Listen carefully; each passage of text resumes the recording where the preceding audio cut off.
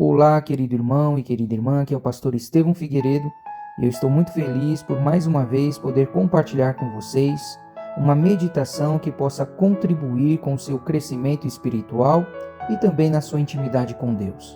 Mas antes, vamos falar com Deus. Senhor nosso Deus, pedimos humildemente que nesse momento, através da pessoa do Espírito Santo, o Senhor possa nos iluminar a mente para compreendermos a meditação de hoje e também nos dê forças para colocar em prática os teus ensinos. Nós oramos em nome de Jesus. Amém. Ainda dentro do tema Entendendo o Santuário, hoje nós iremos meditar sobre o segundo compartimento do santuário, o lugar santíssimo ou Santo dos Santos. Caso você não tenha ouvido a meditação ou as meditações anteriores com o tema Entendendo o Santuário, convido você a ouvir aqui no canal dos Minutos Proféticos Adventistas, para que você possa entender ainda melhor sobre o assunto do santuário. No segundo compartimento do tabernáculo, chamado de Lugar Santíssimo, havia apenas um único móvel sagrado. Esse móvel era chamado de Arca da Aliança. A Arca da Aliança era uma caixa de madeira revestida com ouro e uma tampa chamada de propiciatório, feita de ouro e com 2 querubins de ouro batido. Os 2 querubins ficavam um de frente para o outro, inclinados e com suas asas os cobrindo. Entre as asas dos querubins acontecia a manifestação da presença de Deus, uma coluna de fumaça chamada Shekinah. Êxodo capítulo 25, do verso 10 ao 22. Dentro da arca ficava as 2 tábuas dos 10 mandamentos, a vara de Arão que havia florescido e uma porção do maná, que foi o pão enviado por Deus para alimentar os hebreus em todo o período que eles vagueavam pelo deserto. Hebreus capítulo 9, verso 4. O santuário apontava para a morada de Deus, ou seja, o santuário celestial. O compartimento do Santo dos Santos, ou o lugar santíssimo, apontava para o trono de Deus. Assim como nos tempos bíblicos o rei julgava da sala do seu trono, o trono de Deus é o local de onde ele julga seu reino como o soberano rei do universo. Os elementos que ficavam na arca apontavam para esse caráter do julgamento divino. Vejamos. Primeiro, Deus Pai estava representado no Shekinah entre os querubins. Segundo, Deus Filho estava representado pelo maná, pois Jesus mesmo se identificou como sendo o pão vindo do céu. João capítulo 6, verso 51. Deus Espírito Santo estava representado pela vara de Arão. Em Números, capítulo 17, versos 5 e verso 8, vemos que a vara ou o cajado de Arão floresceu, servindo de sinal para mostrar que seria a tribo ou qual seria a tribo para conduzir as coisas sagradas do templo. Tudo isso devido à revolta de Corá. O fato é que no cajado floresceu uma amendoeira e com amêndoas. Isso nos faz lembrar do candelabro de ouro que ficava no lugar santo do templo e que era no formato de uma amendoeira com amêndoas nas pontas. Êxodo 25, verso 34. E o candelabro também era símbolo do Espírito Santo, como vimos em Zacarias capítulo 4, de 1 a 6, também Apocalipse capítulo 4, verso 5 e capítulo 5, verso 6. Além disso, lembramos que o cajado era uma ferramenta de trabalho do pastor, que servia para proteger as ovelhas e conduzi-las pelo caminho certo. Jesus descreveu que o Espírito Santo seria aquele que guiaria sua igreja, ou seja, o seu rebanho em toda a verdade. João capítulo 16, verso 13. Além da presença do Pai, do Filho e do Espírito Santo reunidos na sala do trono, aparecem os anjos representados pelos querubins de ouro no propiciatório. Na cena descrita em Daniel capítulo 7, verso 10, do dia do julgamento de Deus, os anjos aparecem como testemunhas. E por fim, na cena de julgamento, não pode faltar a presença da lei que servirá de base para que haja o julgamento de Deus. E não pode ser qualquer lei, tem que ser a lei aprovada por Deus, pois ele é o juiz e legislador da lei que expressa seu caráter e que rege também o seu reino. Essa lei era representada pelas 2 tábuas dos 10 mandamentos. Tiago, capítulo 2, verso do 10 ao 12, confirma que os 10 mandamentos formam a lei do julgamento de Deus. Agora vem o detalhe importante. Como já me referi outras vezes, Deus queria que seu povo aprendesse e vivenciasse o plano da salvação, dia a dia, através dos ritos e símbolos do templo.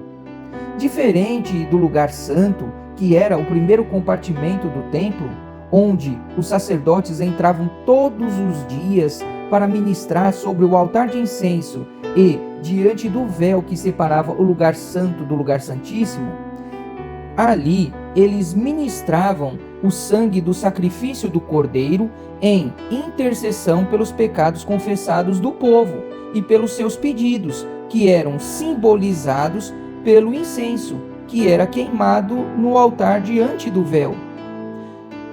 Porém, somente uma vez por ano, o sumo sacerdote podia entrar no lugar santíssimo no dia da expiação, ou dia do julgamento, ou ainda dia da purificação, que era chamado de Yom Kippur.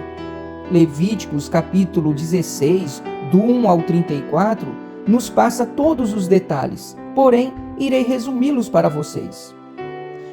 O Yom Kippur era o dia em que Deus julgava cada pessoa para ver se houve um arrependimento sincero da parte do fiel e assim ele pudesse receber o perdão dos seus pecados. Por isso, nesse dia, os fiéis buscavam a Deus em intensas orações, rogando o perdão de cada pecado cometido ao longo do ano. A tradição judaica diz que dias antes do dia da expiação, durante o Rosh Hashanah, ou Festa das Trombetas, os fiéis buscavam reconciliação e perdão com aqueles que tinham desavenças ou dívidas, pois sabiam que no dia da expiação, Deus só perdoaria se houvesse arrependimento sincero. Quando o sumo sacerdote entrava no compartimento do Santo dos Santos, ele fazia primeiro expiação pelos seus pecados, para que não morresse diante da presença de Deus, sendo considerado um transgressor dos 10 mandamentos.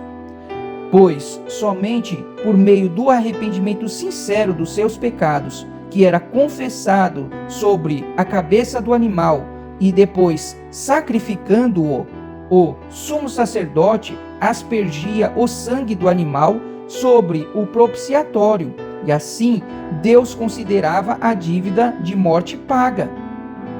Assim, o sumo sacerdote podia dar continuidade na expiação dos pecados do povo, que haviam simbolicamente sido transferidos para dentro do santuário através dos sacrifícios oferecidos ao longo do ano. Levítico capítulo 16, do 11 ao 14. Nesse dia, 2 bodes eram escolhidos e, ao tirar na sorte, um deles era sacrificado para fazer expiação pelos pecados do povo, e o outro permanecia vivo.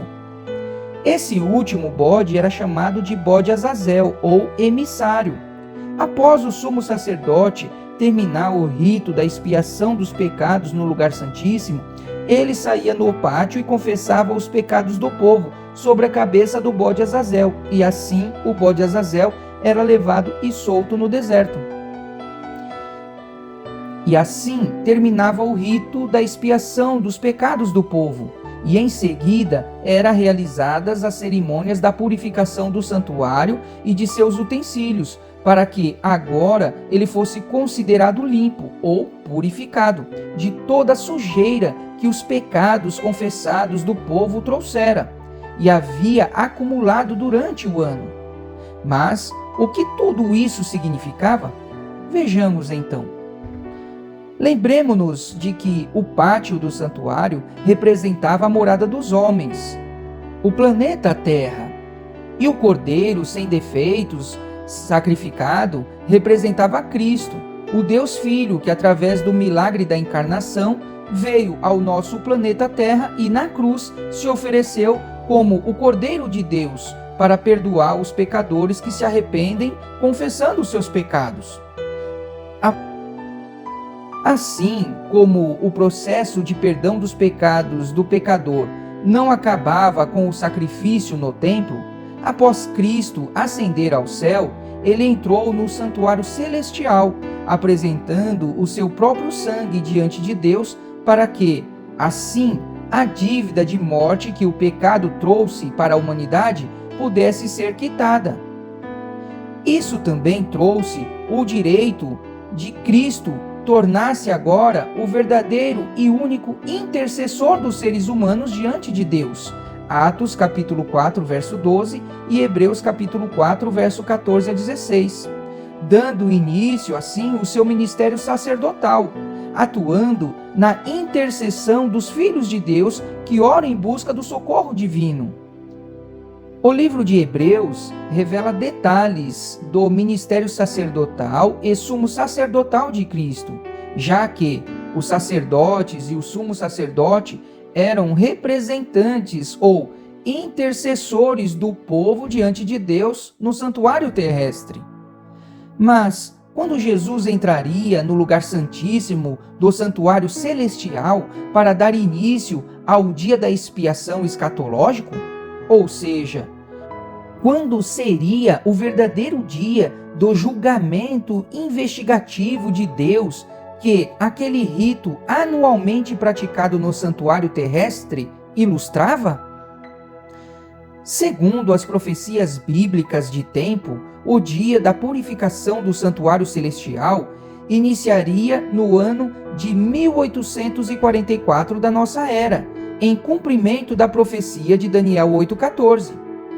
Queridos irmãos, o nosso tempo aqui é curto e por isso falaremos dessas profecias de tempo em outro momento, mas agora gostaria de destacar que, desde 1844, estamos vivendo no dia da expiação escatológica.